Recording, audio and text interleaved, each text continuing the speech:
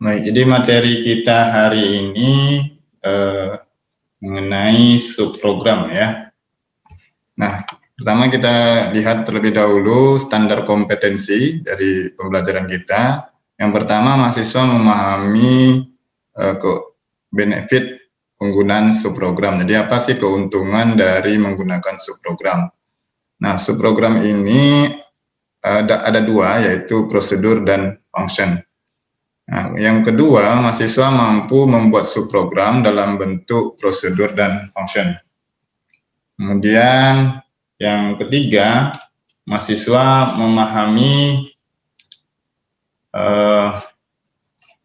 perbedaan antara prosedur dan function.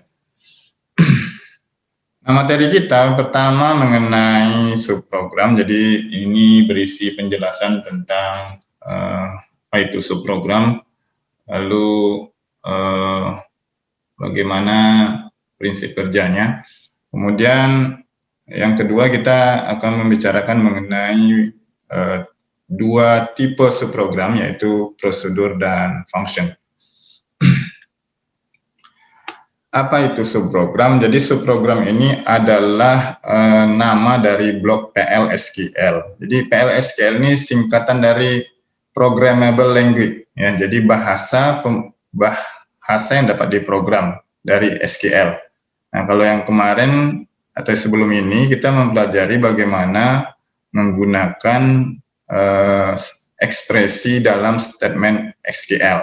Jadi perintah select gitu ya, perintah insert. Nah, sekarang kita membuat blok program gitu. Jadi blok program ini disebut sebagai PL/SQL. Jadi dia masih menggunakan sintaks SQL, tapi dibuat dalam bentuk blok program. Sama seperti bahasa pemrograman lainnya, subprogram yang dibuat menggunakan PL/SQL ini itu dikompilasi juga. Dikompilasi, ya. Kompilasi ini digunakan untuk memeriksa apakah program yang dibuat itu sudah bebas dari kesalahan atau tidak. Jadi kalau sudah bebas dari kesalahan, baru bisa dijalankan. Subprogram ini disimpan di dalam database, jadi di dalam kamus datanya ya, dalam data dictionary-nya. Kemudian digunakan dan dipanggil itu bisa melalui aplikasi database lain.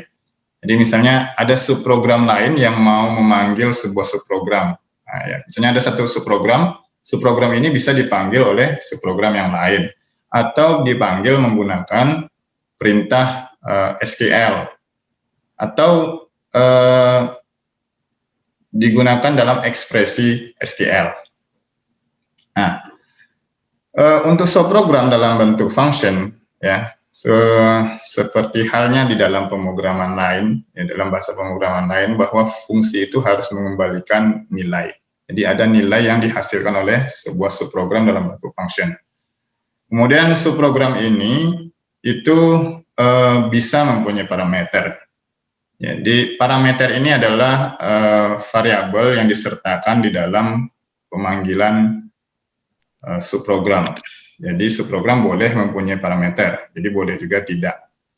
Nah, subprogram ini digunakan untuk memodularisasi kode SQL. Jadi dibuat kode SQL dalam bentuk blok-blok modul. Ya. Nah, kita lihat apa saja keuntungan dari penggunaan subprogram. Jadi ada 4. Yang pertama, mudah dalam maintenance. Jadi subprogram ini mudah dimodifikasi. Jadi ketika dibuat itu hanya dibuat sekali, ya, dan diuji sekali. Kalau sudah benar, diuji sekali, sehingga ini menjadi satu kemudahan dalam pemeliharaan sebuah subprogram. Yang kedua, subprogram ini dapat digunakan oleh aplikasi database lain. Jadi bisa digunakan oleh aplikasi database lain, juga bisa digunakan berkali-kali, ya. Ya, jadi kalau ada satu aplikasi, ya, atau beberapa aplikasi, itu bisa menggunakan satu subprogram yang sama. Yang ketiga, meningkatkan keamanan database. Jadi secara default, ya, defaultnya subprogram ini berjalan dengan privilege pemiliknya. Jadi bukan privilege usernya. Jadi ketika subprogram dibuat oleh seorang user, ya, kemudian dia digunakan oleh user yang lain, maka subprogram itu berjalan pada privilege pemiliknya, jadi bukan penggunanya. Kemudian yang keempat, meningkatkan kinerja database. Ya. Nah, karena subprogram ini itu dibuat sekali, kemudian bisa digunakan berkali-kali, maka subprogram ini itu ditempatkan pada cache memory. Sehingga ketika dipanggil itu atau digunakan, itu hanya sekali saja digunakan. Dia tinggal di cache memory, sehingga kinerja database itu ataupun menjadi lebih baik, tentu ya, dan memori yang digunakan juga jauh lebih kecil. Nah, ada dua tipe subprogram. Yang pertama prosedur, yang kedua function. Kita lihat yang pertama prosedur. Prosedur ini mengerjakan aksi tertentu dengan mengumpulkan beberapa pernyataan menjadi suatu blok program. Prosedur ini dikompilasi dan disimpan di database sebagai objek, ya, jadi sebagai objek database. Jadi ini salah satu dari objek database, jadi yang 7 ya, dari 7 objek database, ini adalah salah satunya. Nah, untuk melihat objek prosedur ini, itu bisa kita meretrieve atau melihat di kamus data user objects. Ya, atau secara detail bisa juga menggunakan kamus data user procedures. Ya. Nah, ini adalah untuk melihat detail kodenya itu di user source. Ya, tapi kalau mau melihat objek prosedurnya saja, itu bisa di user object. Ya. Kita lihat bagaimana pembuatan dari prosedur. Ini adalah cara membuat prosedur. Ya. Jadi ini caranya. Kata kuncinya adalah create, ya, create prosedur, kemudian nama prosedur. Kemudian ada parameter, ya, parameter ini bersifat opsional, ya. Kemudian ada modenya, jadi modenya nanti ada mode input, mode output, atau mode input output. Kemudian ada tipe data, ya. Nah, parameter dalam prosedur itu bisa lebih dari satu, ya. Kemudian diikuti dengan kata kunci is, ya, atau s. Ya, jadi bisa pilih salah satu, is atau s. Kemudian badan prosedur. Nah, jadi di sini ada penjelasannya, parameter bersifat opsional. Jadi boleh ada, boleh tidak. Ya, jadi sebuah prosedur tidak wajib punya parameter. Kemudian mode, ini keliru. Mode default parameter adalah input atau in. Ya, jadi modenya ini itu secara default adalah in. Kemudian tipe datanya itu dapat dideklarasikan secara eksplisit atau secara implisit. Jadi kalau secara eksplisit disebutkan tipe datanya seperti misalnya varchar 2. Atau secara implisit %type. Jadi makna dari %type itu mengikuti tipe data dari atribut tabelnya. Ya. Nah, ini kita sebut sebagai pendeklarasian tipe data secara implisit.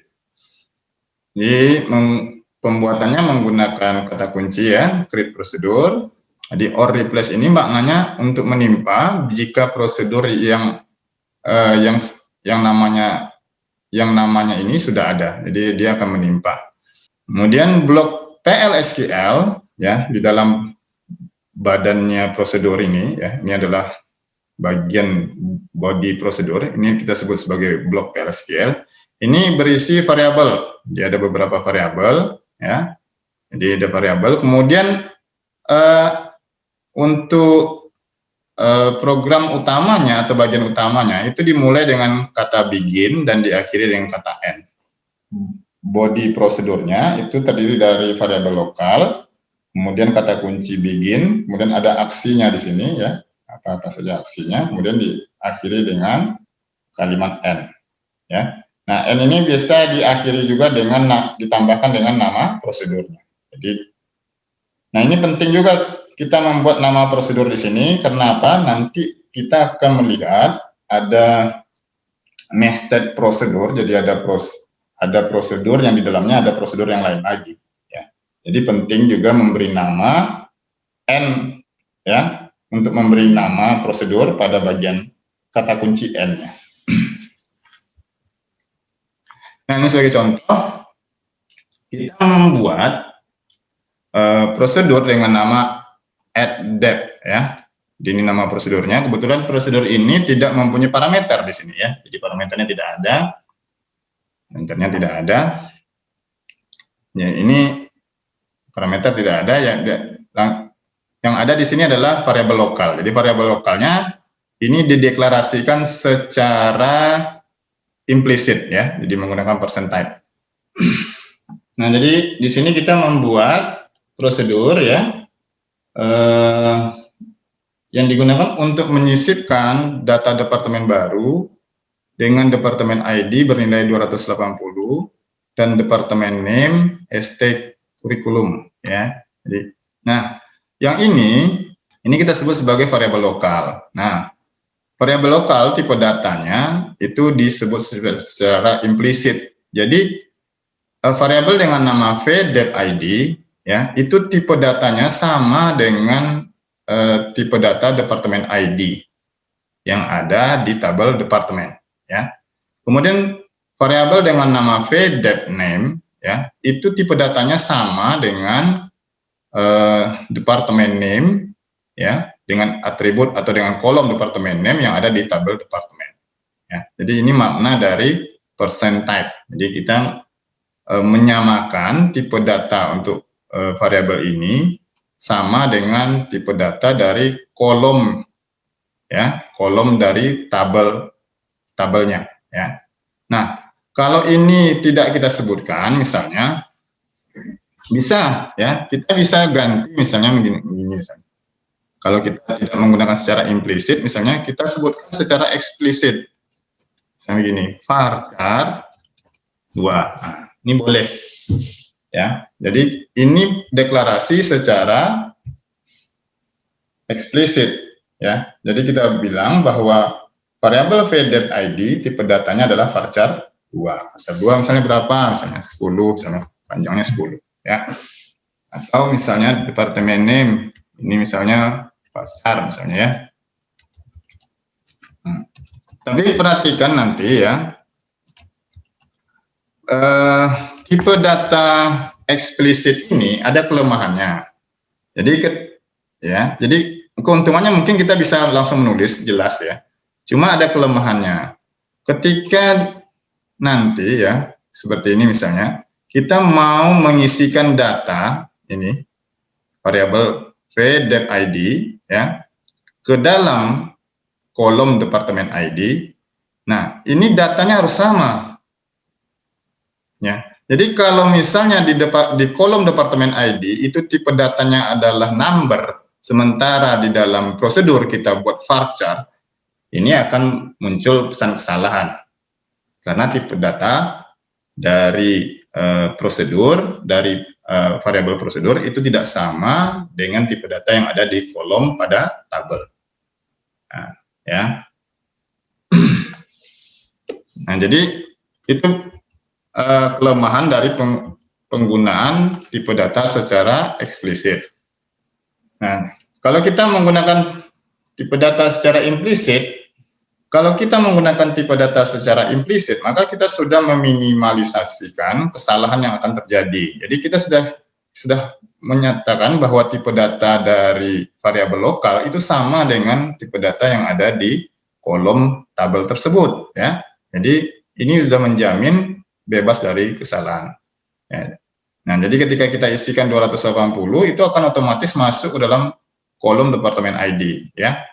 Nah, kita lihat di sini di dalam blok program utamanya variabel v_dep_id itu diisikan dengan nilai 280. Perhatikan di sini sama dengannya bukan sama dengan tapi titik 2 sama dengan, ya. Kemudian variabel v_dep_name-nya itu berisi ST kurikulum, ya. Ya, kalau dia menggunakan karakter berarti kita harus gunakan tanda petik 1, ya. Nah, kemudian kita masukkan ke dalam tabel departemen. Jadi insert into departemen, ya. Kolomnya apa? Departemen ID dan departemen name. Ini adalah kolom yang dipunyai oleh tabel departemen. Values-nya apa? Values-nya adalah variabel yang ada ini. Jadi kita masukkan nilai yang ada dalam variabel v.id dan v.name. Ini sebenarnya sama, kita memasukkan nilai ya. Departemen ID ini 280, jadi kita mau mengisikan di sini 280. Dan di sini adalah ST kurikulum.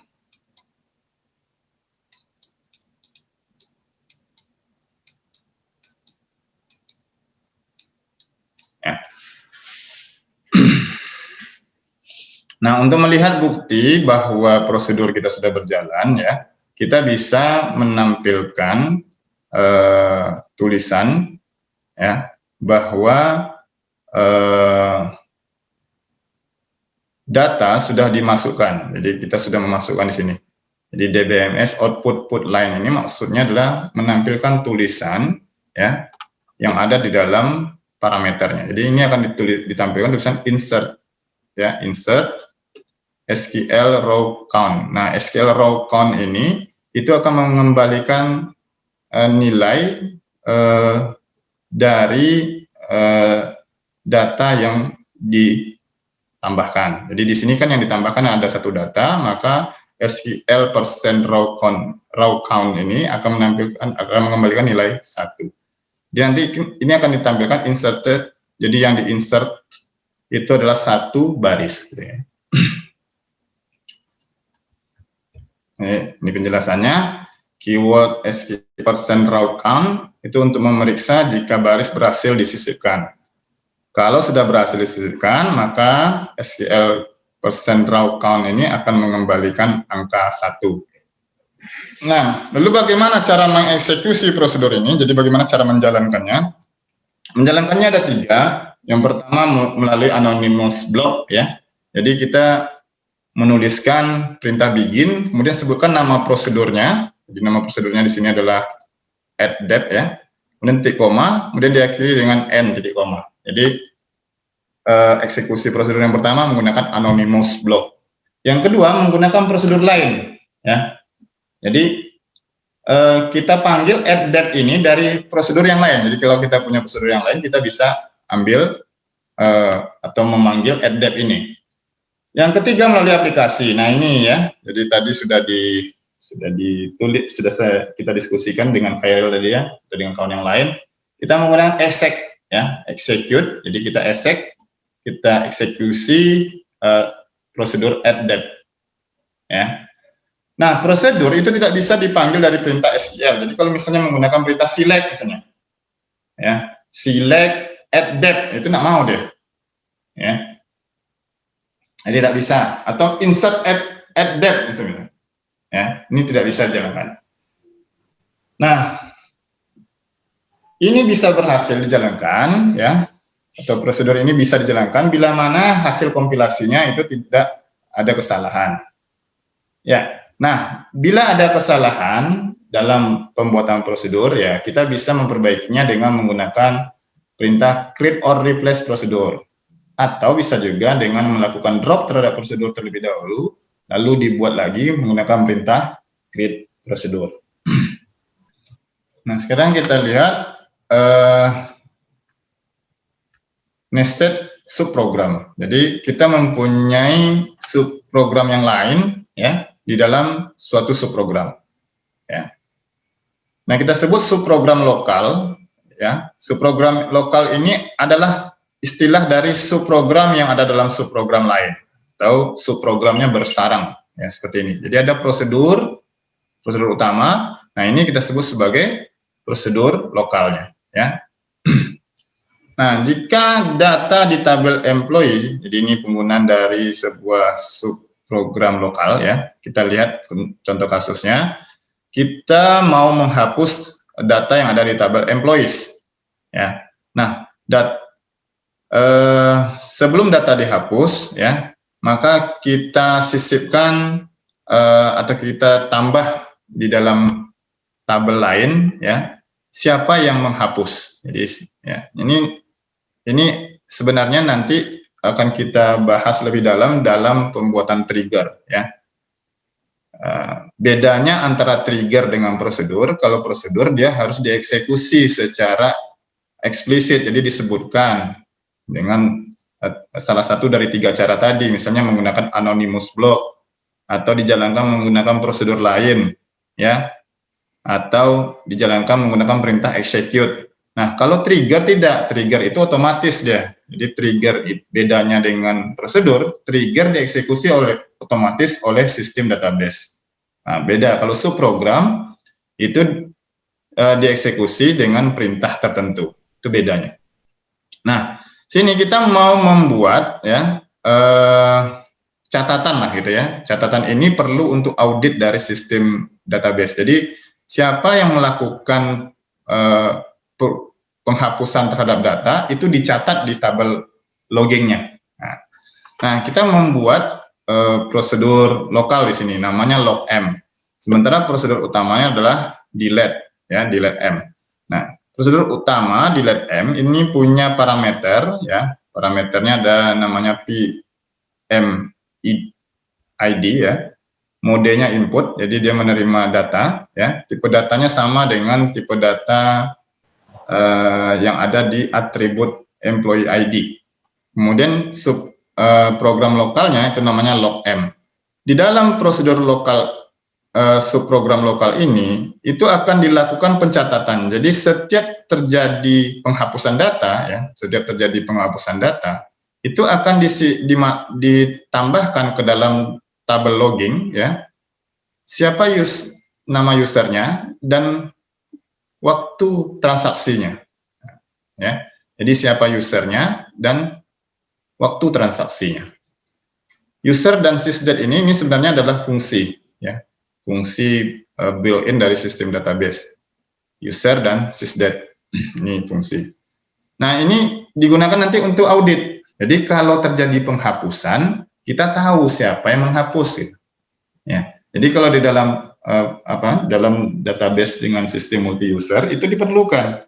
Ketika kita sudah punya banyak user dan diberikan privilege atau hak akses yang sama antara user, ya, misalnya kita punya 10 user dan ke 10 user itu diberikan privilege untuk bisa menghapus data, ya. Lalu terjadi penghapusan data. Kalau kita tidak punya audit, ya, kita tidak punya catatan tabel yang mencatat siapa yang melakukan penghapusan data, maka ketika terjadi penghapusan data yang penting, kita tidak tahu siapa yang melakukan penghapusan dari 10 orang ini. Karena 10 orang ini punya privilege untuk menghapus data. Tidak tahu kita, ya. Kalau nanti terjadi data yang penting terhapus, lalu kita tanya 10 orang, rupanya 10 orang ini ada satu yang mengerjakannya dan dia takut misalnya. Oh, saya tidak tahu. Ya, kita tidak punya bukti siapa yang melakukan penghapusan terhadap data tersebut. Maka kalau kita menggunakan prosedur ini, ya, jadi kita lakukan pencatatan siapa yang melakukan penghapusan data itu akan tercatat di tabel logging tab, di tabel logging, ya. Jadi siapa yang masuk, maka tidak ada yang bisa berkilah nanti. Karena siapa yang melakukan transaksi itu tercatat siapa namanya dan tanggal berapa dia melakukan transaksi tersebut, ya. Nah, tapi sebelum ini bisa berjalan, ya, sebelum tabel ini bisa kita jalankan, tentu terlebih dahulu kita harus buat tabel ininya, ya, logging tabelnya. Jadi logging table itu menyimpan data username dengan tipe data varchar, ya. Kemudian login time dengan tipe timestamp. Jadi waktunya yang akan disimpan di sini, waktu dan tanggal-tanggal. Nah, jadi ketika ini dijalankan misalnya, ya, kalau ini dijalankan misalnya menggunakan anonymous block, misalnya delete m, yang kita delete misalnya employee ID dengan nomor 208 misalnya, ya, maka nanti, ya, akan tercatat siapa yang melakukan penghapusan terhadap data employee ID 208. Nanti ini dipanggilnya di sini, ya. Jadi ketika di subprogram utama delete m itu menghapus delete from employees, where employee ID sama dengan PMID, ya. Kemudian dia panggil subprogram lokalnya, yaitu logm. Nah, tadi saya sampaikan bahwa kita menambahkan nama prosedur setelah perintah N. Di sini perlunya. Jadi kalau kita punya dua buah prosedur atau nested prosedur, ada subprogram utama, ada subprogram lokal, maka kita perlu menyebutkan nama prosedurnya atau nama subprogramnya. Jadi kalau kita tulis N saja, nanti subprogram kita bingung, ini N untuk subprogram yang mana. Ya, jadi kalau di sini kan jelas, N untuk logm. N menjadi N untuk prosedur logm. N untuk prosedur delete M. Ya. Ya, jadi seperti itu ya. Ketika kita mempunyai dua buah prosedur yang ada di dalam, jadi ada dua buah prosedur atau prosedur bersarang. Nah, yang di dalam tanda kurung ini itu kita sebut sebagai parameter dari subprogram. Kita akan melihat parameter ini di slide berikutnya. Parameter itu merupakan data yang menjembatani komunikasi antara pemanggil subprogram dengan subprogram itu sendiri. Ya, jadi bentuk lain dari variabel sebenarnya parameter ini. Jadi kalau parameter ya seperti ini misalnya, ini adalah parameternya, ya. Jadi ini yang dikirim ke dalam subprogram. Ya, ada 3. Kemudian subprogram itu akan mengeluarkan 2. Ya, jadi ada 2 yang dikeluarkan oleh subprogram tersebut. Jadi 3 parameter input, 2 parameter output. Ya. Nah, kalau kita membuat prosedur ini, delete M ini, nah ini modenya adalah input. Jadi PMID ya itu parameter dengan mode input. Ya, jadi PMID ini hanya menerima masukan saja. Jadi kalau misalnya kita panggil misalnya dengan perintah begini ya.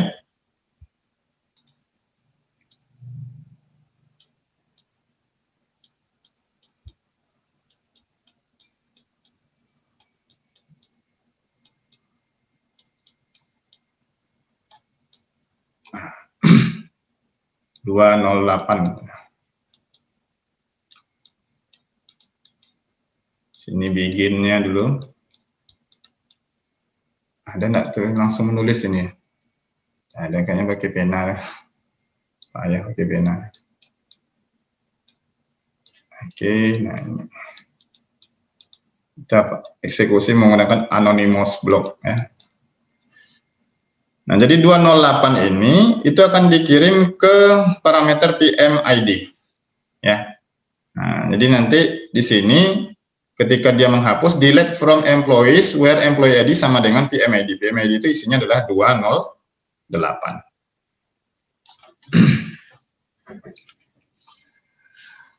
Nah, nilai 208 ketika kita memanggil prosedur delete M ini disebut sebagai argumen ya. Jadi ini istilahnya disebut sebagai argumen, nilai yang disertakan ketika memanggil sebuah subprogram atau sebuah prosedur itu disebut sebagai argumen. Nah, jadi kalau kita panggil begini misalnya delete M202, 202 adalah argumen yang diberikan pada parameter PMID ya. Jadi ini maknanya sebenarnya sama dengan delete from employees where employee ID sama dengan 202. Jadi dia akan menghapus data dari tabel employees yang employee ID-nya adalah 202. Parameter di dalam program ada 2. Pertama parameter formal, yaitu parameter yang dideklarasikan di header prosedur. Jadi ketika kita mendeklarasikan PMID ya, in number misalnya ya, ini secara eksplisit kita sebutkan. Nah, PMID ini adalah parameter formal. Kalau parameter aktual, ini parameter yang digunakan ketika subprogram dipanggil. Jadi ketika kita memanggil misalnya delete M PMID ya, nah ini kita sebenarnya menggunakan parameter aktual. Tapi kalau kita tulis di sini delete M202, 202-nya disebut sebagai argumen. Ya, bisa pahami itu ya. Jadi kalau argumen adalah nilai yang diisikan ketika memanggil sebuah subprogram ya. Kalau parameter formal, parameter yang dideklarasikan di header prosedur, sementara parameter aktual, parameter yang digunakan ketika subprogram itu dipanggil.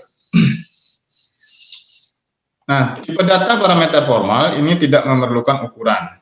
Jadi parameter formalnya itu tidak memerlukan ukuran. Parameter aktual, jadi parameter aktual yang dipanggil ketika kita memanggil sebuah subprogram, itu berasosiasi dengan parameter formal.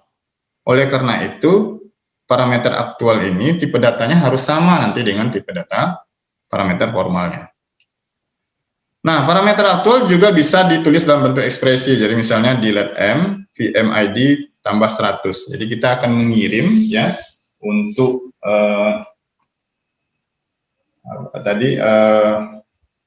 parameter formal dengan nama PMID itu nilainya adalah parameter aktual VMID tambah dengan 100. Ada 3 mode parameter formal di dalam prosedur.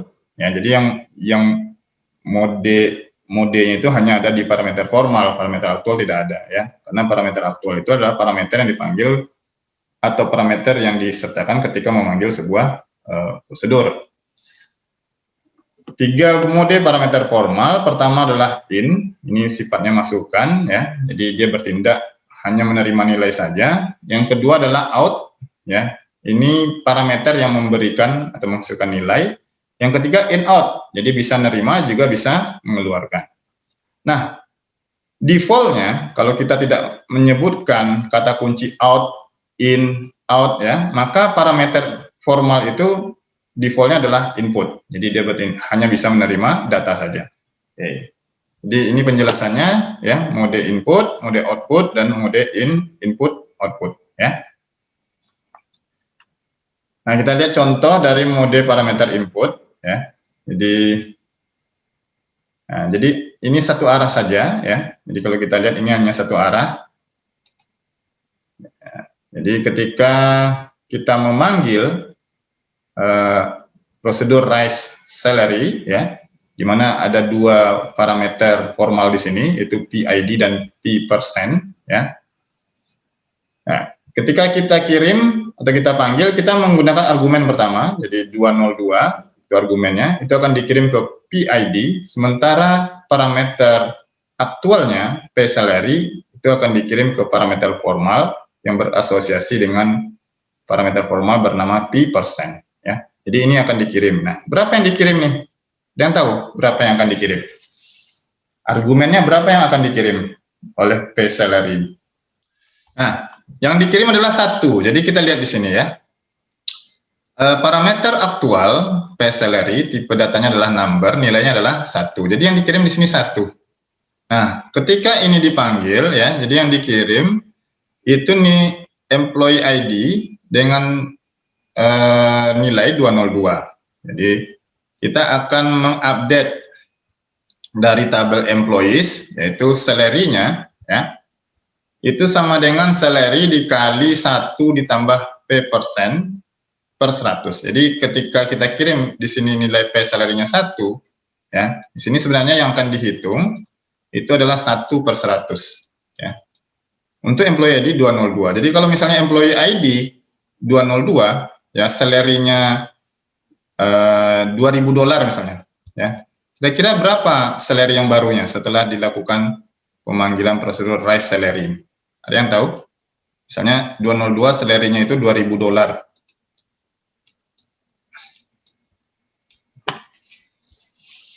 Nah, ini awalnya. Setelah dipanggil prosedur raise salary ini, kira-kira berapa nilai salary yang terbaru dari employee ID 202?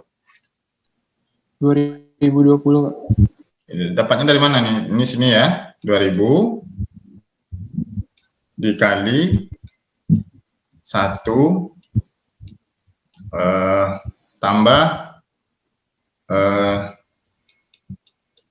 ini 1 tambah 0,01 ya. Nah, ini berapa hasilnya nih? 2000 kali 1,01 itu berapa jadinya?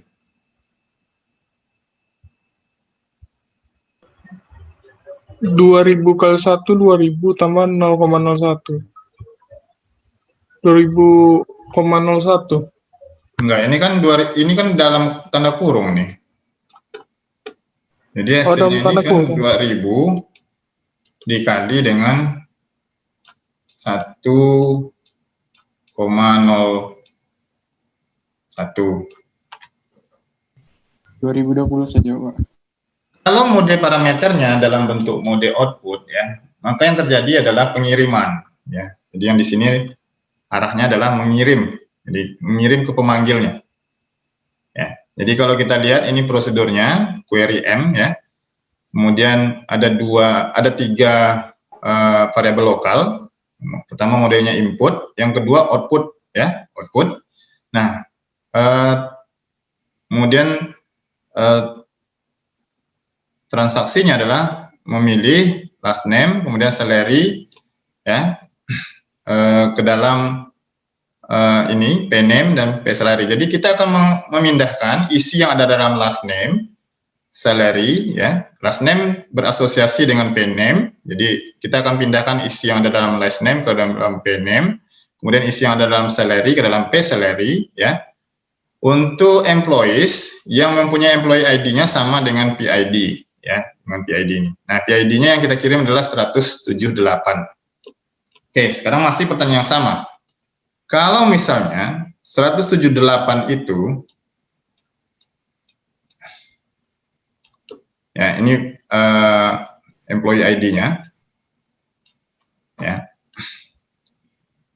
Kemudian namanya misalnya Taylor ya. Kemudian salary-nya 3.000. Oke, kira-kira apa yang ditampilkan di sini? Nah, ini.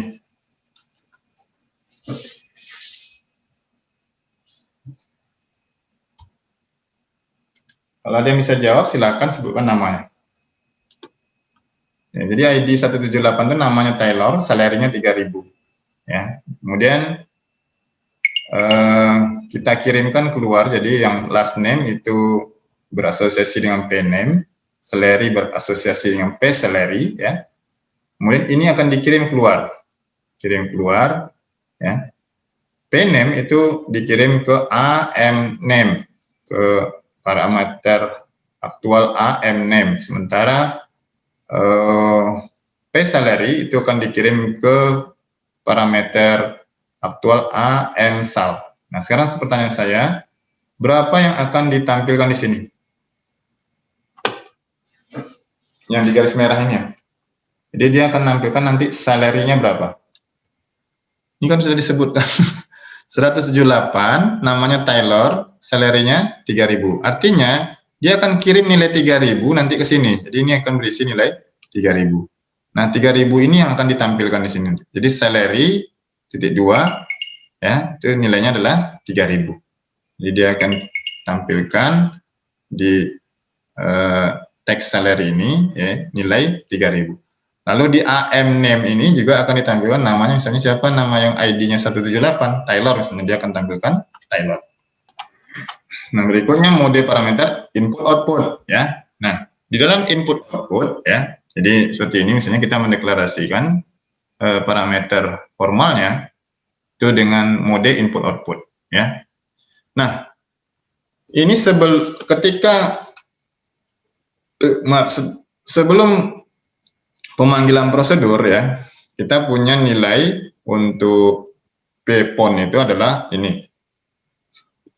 Nah, ketika selesai pemanggilan ini dilakukan perubahan. Jadi di sini dijadikan perubahan. Kita mau merubah ya format dari penulisan nomor telepon itu menggunakan format tanda kurung dan diikuti dengan tanda strip ya. Jadi kalau ini format apanya ya, format barunya. Jadi 3 digit pertama dipisahkan dengan tanda kurung, 3 digit berikutnya dipisahkan dengan tanda strip. Ya, ini adalah bentuk formatnya. Jadi perintah input output ini ketika dipanggil ya seperti ini, jadi dia akan kirim nilainya. Kemudian nanti akan dikeluarkan lagi. Ya, bagaimana caranya? Nah, kita lihat di slide berikutnya. Ini cara pemanggilannya untuk prosedur yang mempunyai parameter input output.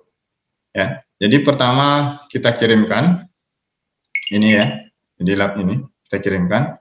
Kemudian karena sifatnya adalah input output, setelah dipanggil dia akan menerima lagi di sini. Jadi variabel parameter formal, parameter aktual upon no ini itu kan bisa juga kita tampilkan isinya. Jadi ketika kita tampilkan isinya seperti ini.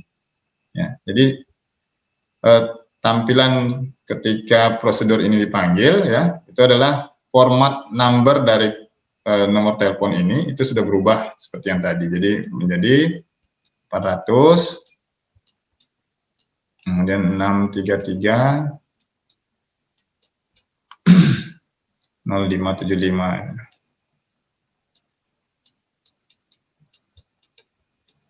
Oke.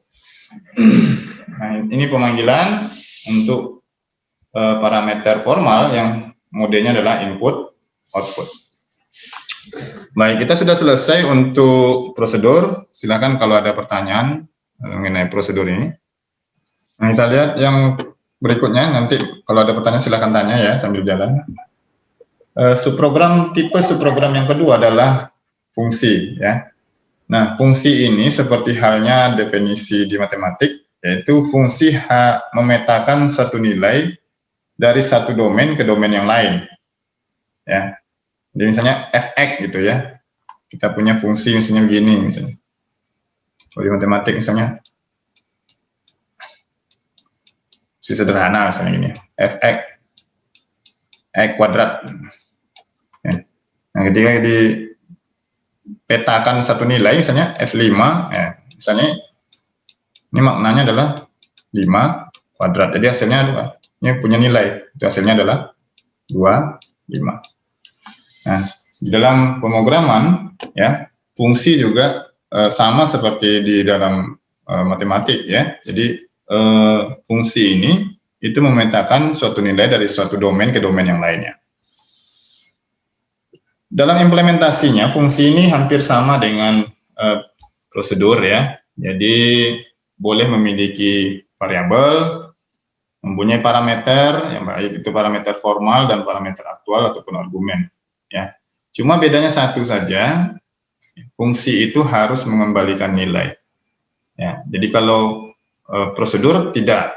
Prosedur itu mengembalikan nilai ketika parameter formalnya itu di-set dalam mode output. Nah, untuk menghasilkan nilai, ya, maka harus digunakan perintah return.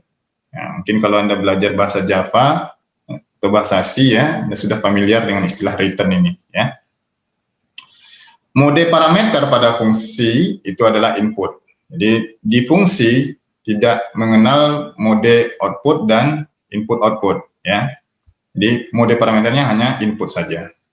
Nah, kalau prosedur itu dipanggil menggunakan anonymous block dari blok program yang lain atau menggunakan perintah execute, sementara kalau fungsi itu dapat langsung dipanggil menggunakan ekspresi SQL dan PL SQL. Jadi bisa dipanggil menggunakan perintah select misalnya, ya, select, ya, atau insert misalnya, ya, atau update itu.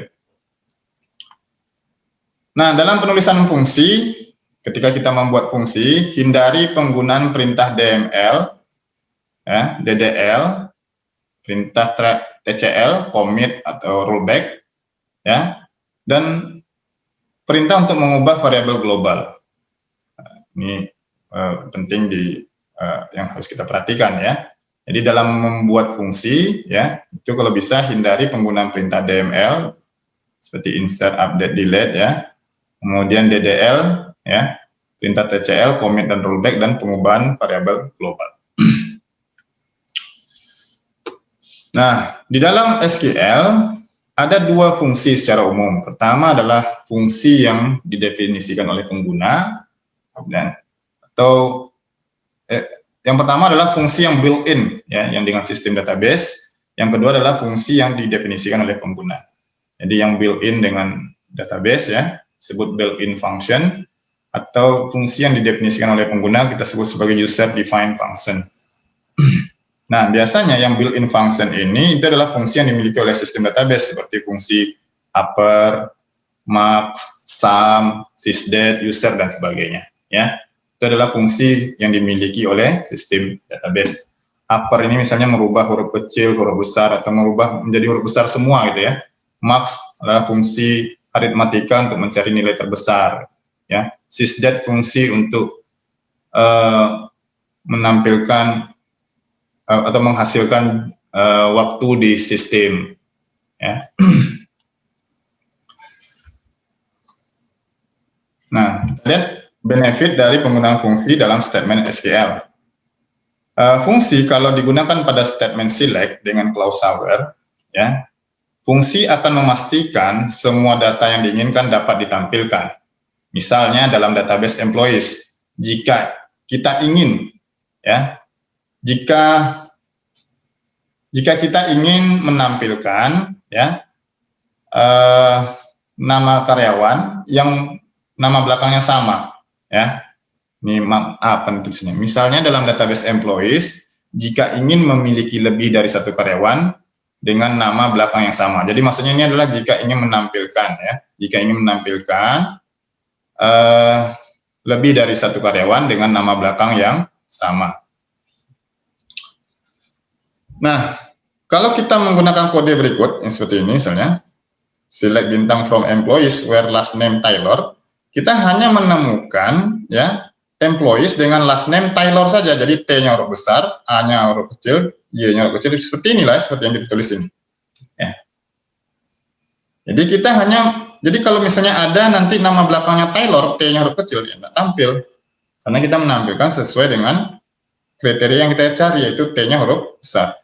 Nah, dengan menambahkan fungsi upper, ya, jadi upper ini merubah semua huruf menjadi huruf besar. Setelah clause where, kita akan menemukan karyawan dengan nama belakang yang mengandung kata Taylor, baik yang ditulis dengan huruf seperti Taylor, seperti ini atau ini, ya.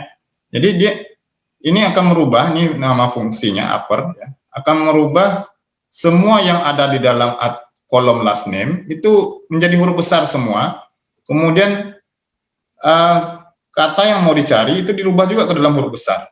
Ya, jadi nanti di sini akan dibandingkan semua yang ada di dalam kolom last name dengan kata Taylor seperti ini. Tapi yang semua di dalam kolom last name itu sudah diubah dulu semuanya ke dalam huruf kapital semua. Ya, nah ini ininya, ya. Jadi akan dibandingkan yang sini. Jadi ketika ada yang ditulis misalnya menggunakan seperti kata ini, ya nanti dikonversi dulu ke huruf kapital semua. Ini juga ya, ini dikonversi ke huruf kapital, ini juga dikonversi ke huruf kapital, ya. Jadi seperti itu. Ini adalah keuntungan penggunaan fungsi built-in dari sistem database. Nah, ini adalah sintaks bentuk penulisan dari user defined function. Sama seperti halnya di dalam prosedur, ya, kita menggunakan perintah create or replace. Kemudian bedanya di situ kita harus menggunakan kata kunci function. Kemudian nama function, kemudian ada parameter, modenya yang satu yaitu input saja, kemudian tipe datanya sama. Nah, di sini yang harus ada satu lagi, ya. Ini wajib ada, return. Kalau di prosedur tadi return ini tidak ada. Jadi yang akan dikembalikan apa, ya? Nah, jadi yang akan dikembalikan adalah nilai yang akan dikandung oleh function ini. Jadi sehingga function ini kita harus beri tipe datanya apa di sini, ya. Nah, kemudian sama seperti halnya di bagian prosedur, kita punya local variable, kemudian diikuti dengan kata kunci begin, kemudian ada aksinya. Nah, yang terakhir juga sebelum ditutup fungsi ini kita harus harus tampilkan atau harus tuliskan kata kunci return. Ya, jadi ini mengembalikan nilai yang ada di dalam aksi ini ke dalam fungsi, ke dalam nama fungsi, ya. Nah, biasanya ekspresi yang ada di sini tipe datanya itu akan sama dengan tipe data yang dimiliki oleh function.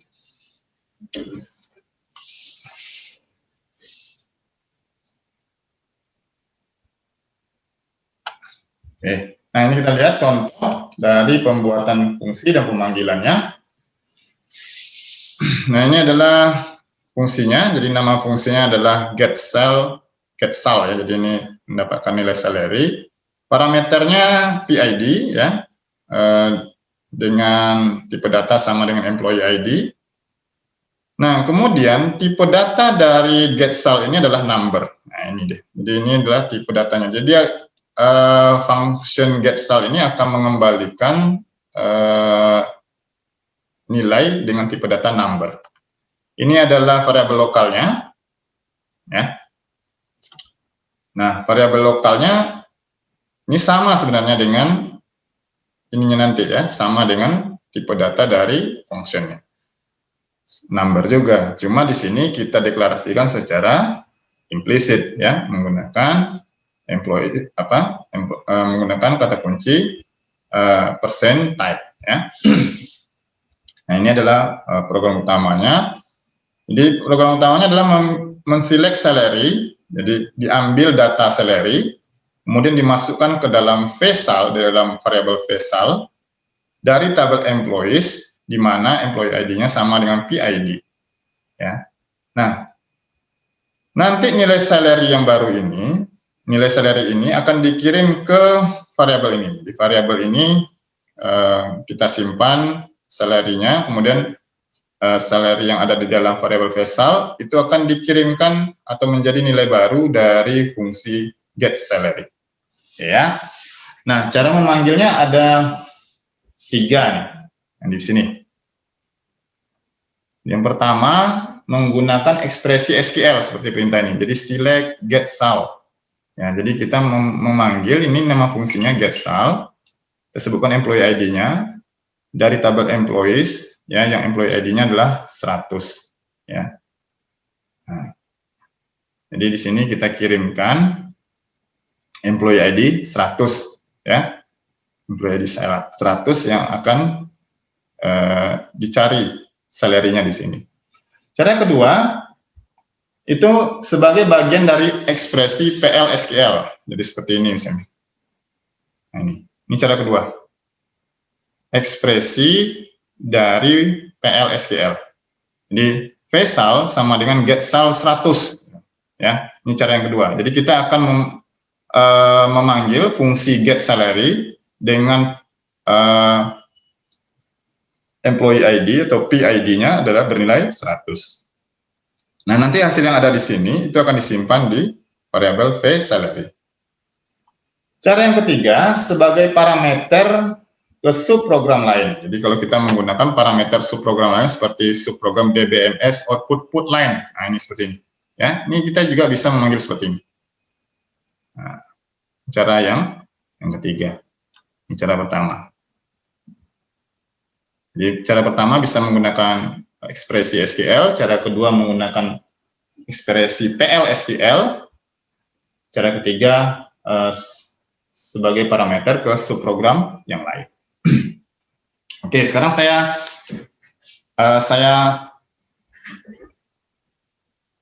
ajukan pertanyaan begini, ya. Misalnya yang untuk kasus pertama, ya, sama nih, kebetulan sama. Employee ID ini, yang employee ID 100 ini, itu salary-nya adalah 2.500, ya.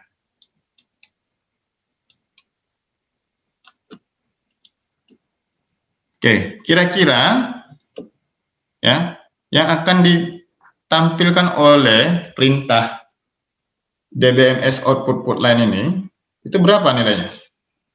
Kita punya employee ID ini ya. Ini ID-nya 100, salary-nya ini.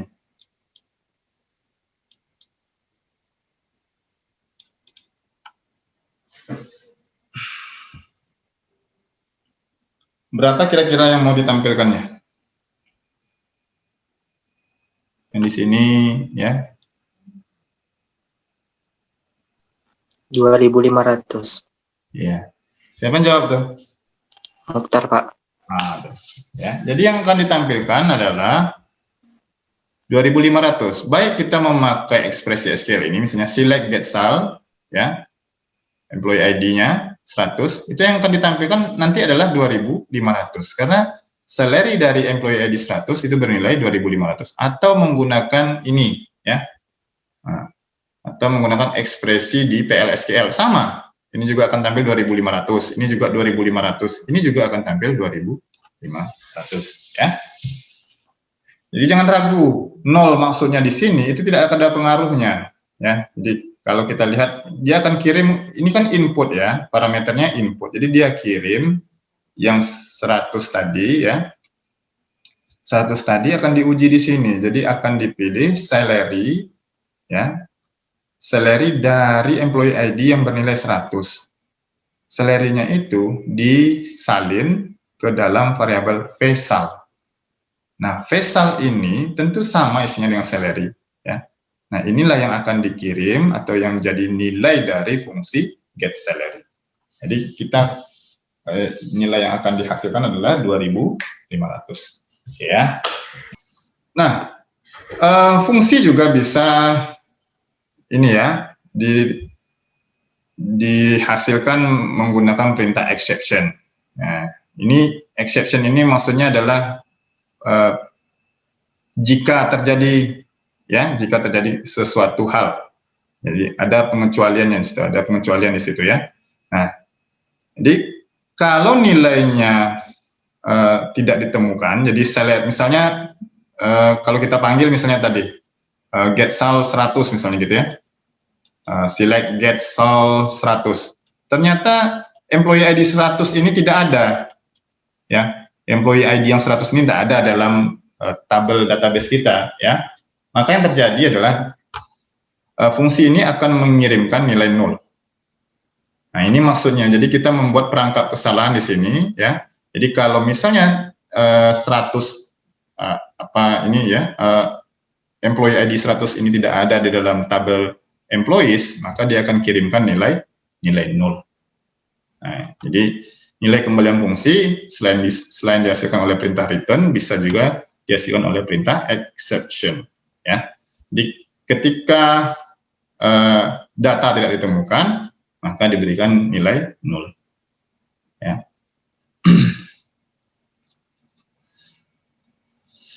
Nah, berikutnya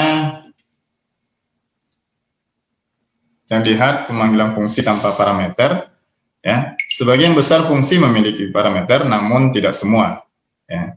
Kita punya dua fungsi seperti fungsi user dan sysdate, itu tidak memiliki parameter ya. Ini seperti ini misalnya fungsi sysdate, fungsi user ini tanpa parameter. Tapi kalau fungsi upper, max misalnya gitu ya, itu punya parameter.